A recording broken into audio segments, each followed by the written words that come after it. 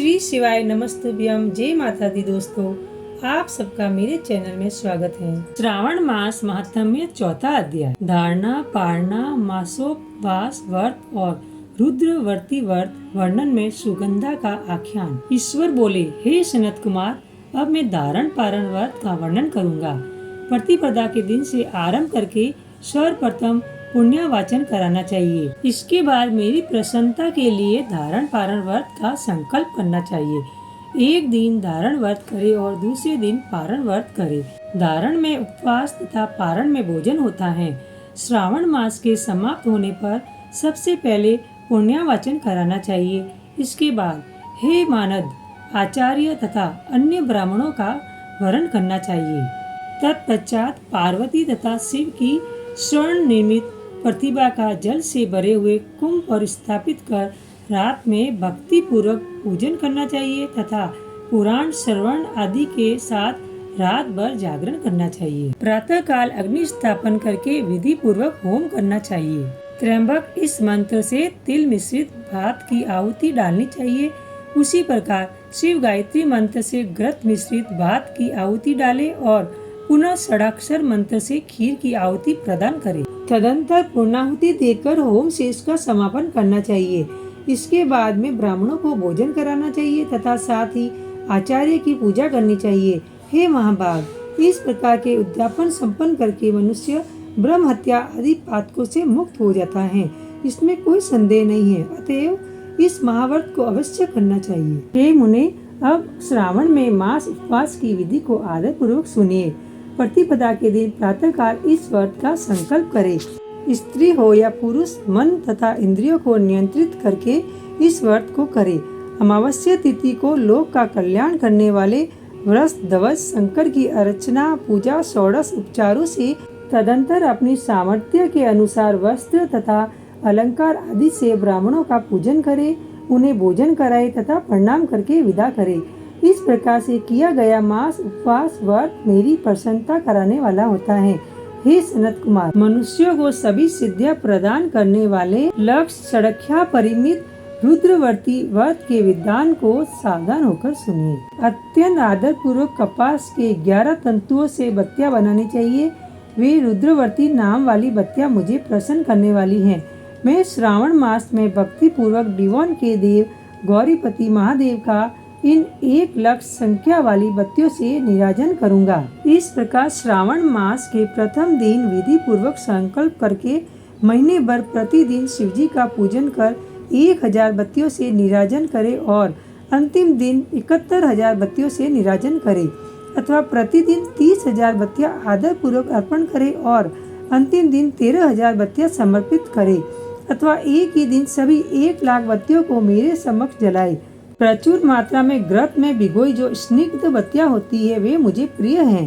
तत्पश्चात मुझ विश्वेश्वर का पूजन करके कथा श्रवण करे। सनत कुमार बोले, हे देव देव, हे जगन्नाथ, हे जगदानंद कारक, कृपा करके आप मुझे इस व्रत का प्रभाव बताइए। हे प्रभु, इस व्रत को सर्वप्रथम किसने किया तथा इसके उद्यापन में क्या विधि होती है? ईश्वर बोले, हे ब्रह्मपुत्र, व्रतों में उत्तम इस रुद्रवर्ती व्रत के विषय में सावधान होकर सुनिए। यह व्रत महापुण्यप्रद, सभी उपद्रवों का नाश करने वाला, प्रीति तथा सौभाग्य देने वाला, पुत्र पौत्र समृद्धि प्रदान करने वाला, व्रत करने वाले के प्रति शंकर जी की प्रीति उत्पन्न करने वाला तथा परम पद शिवलोक को देने वाला है। तीनों लोकों में इस रुद्रवर्ती के समान कोई उत्तम व्रत नहीं है। इस संबंध में लोग यह प्राचीन दृष्टांत देते हैं। शिप्रा नदी के रम्य तट पर उज्जैनी नामक सुंदर नगरी थी। उस नगरी में सुगंधा नामक एक परम सुंदरी वीरांगना थी। उसने अपने साथ सत्संग के लिए अत्यंत दुस्सह शुल्क निश्चित किया था। 100 स्वर्ण मुद्रा देकर सत्संग करने की शर्त रखी थी।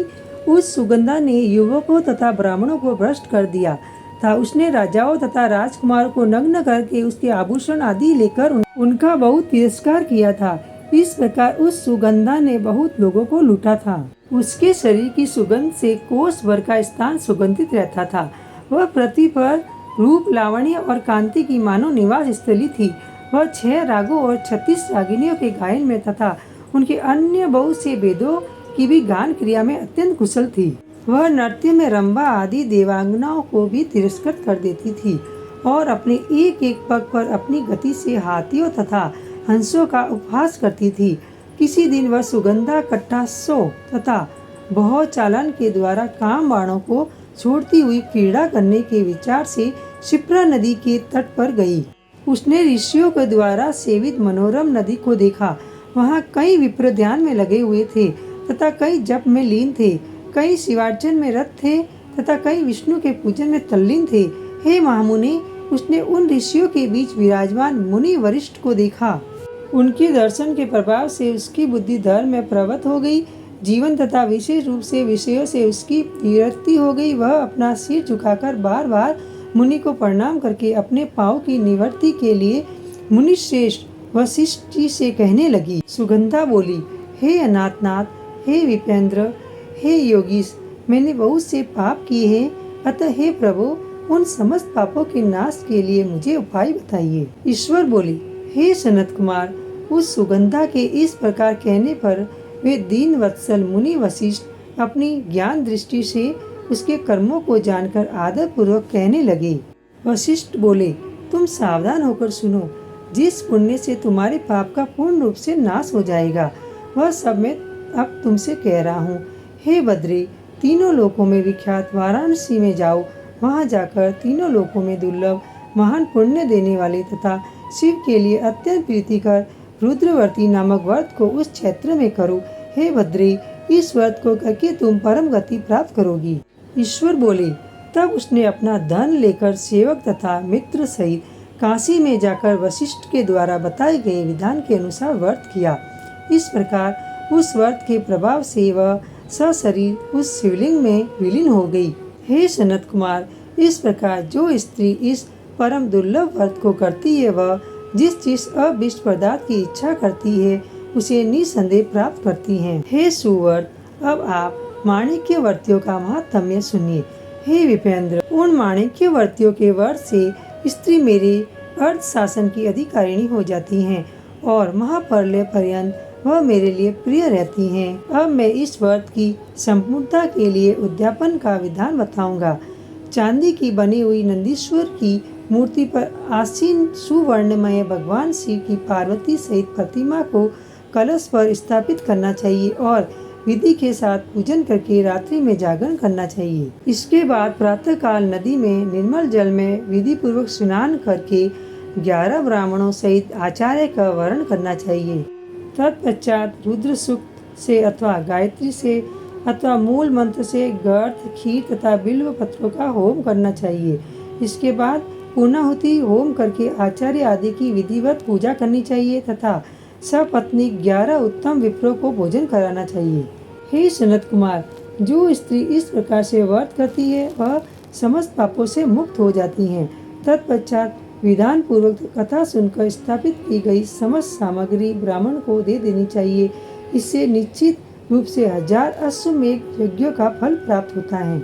इस प्रकार श्री स्कंद पुराण के अंतर्गत ईश्वर सनत कुमार संवाद में श्रावण मास महात्म्य में धारणा पारणा मासोपवास रुद्रवर्ती कथन नामक चौथा अध्याय पूर्ण हुआ। आशा करती हूँ कि आपको मेरी वीडियो पसंद आई हो तो लाइक शेयर जरूर कीजिए और अगर आप मेरे चैनल पर पहली बार आए हैं तो सब्सक्राइब करना ना भूलें और बेल बटन को प्रेस करें।